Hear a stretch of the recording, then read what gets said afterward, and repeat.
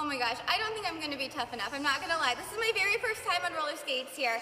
We are here at Fauner Park, and we are joined this morning by the Platte Valley Roller Vixens. And so tell us a little bit about what are we doing here today? Well, what we're doing is we're in our recruitment season here for roller derby, and so we've got an event coming up this weekend. Sunday from 3 to 5 we'll be here at the Fauner Park Swine Arena, and we figured what better way to kind of launch into recruitment than showing Jessica here a little bit of Derby 101 and the kind of things that we're going to be teaching some of our new skaters. Yes, and so kind of what are some of the basics? Because you guys, I've only had these skates on maybe 5 or 10 minutes, and I am struggling. So you guys were saying that the most important thing is learning how to fall correctly, right? Sure. Before we get into that, the very first thing we got Jessica suited up in some protective gear this morning. And what you need for roller derby is obviously quad skates. Refs can wear roller blades, but all of our skaters skate on quads. We've got some knee pads, elbow pads, wrist guards, helmet. I've got mouth guards in. I didn't think she'd want to borrow one of ours.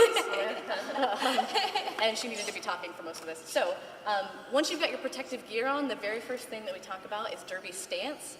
And so you're kind of in a squat, and you've got your knees bent, your shoulders kind of over your knees, kind of helping you center your balance there, and a lower center of gravity will help you be more stable. It's a workout too. It's like you're non-stop squatting. Yes, yes. You definitely build up those leg muscles in derby, is skating. But then the next thing is, so once you've kind of got derby stance down and you've got all your protective gear on, the important thing to remember is that all your protective gear is on the front of your body. So if you do fall, you want to fall forward so that you don't fall backwards, hit your tailbone, smack your head on the concrete. Like, helmets are great, but if you can avoid hitting your head on the ground, that's always awesome. Yes. So let's show them this. Dave, no, one knee? Yeah, yeah, the easy one. Okay, I'll just demonstrate a one knee fall.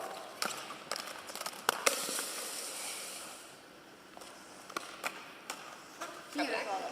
So that's an easy way for new skaters to learn how to stop, and it's not that we're teaching people how to fall because derby is staged or anything.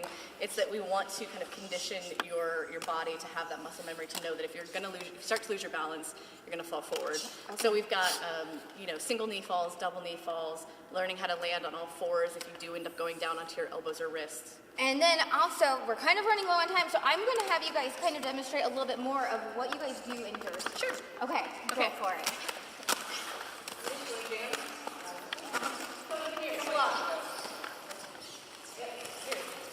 You want to be forward? We're going to do a wall. We're going this way. Yep, we're going this way.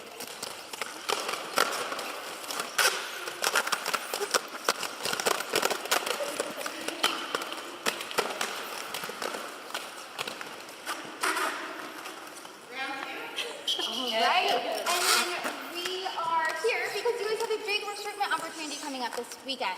Yes, so Sunday we'll be here from 3 to 5. We're kind of treating it like an open house. You can stop in anytime during those hours. Come chat with skaters reps. If you're interested in derby, you're not sure if you want to skate, we can talk to you about being a non-skating official. Again, skaters, men and women over 18 can be referees or players. So we've got lots of stuff to talk about if anybody's interested in getting involved in roller derby in the Tri-City area. Yes, and we will be having more coming up on your new news. They're going to show me a few of these moves. I'm going to try to learn a couple tricks. We're also going to have some footage from a few derbies of theirs. So be sure to continue to watch your NTV News at noon. But for now, let's send it back to Sarah. Great job, Jessica. Let's send it on over to Tim. I want to see him on some skates.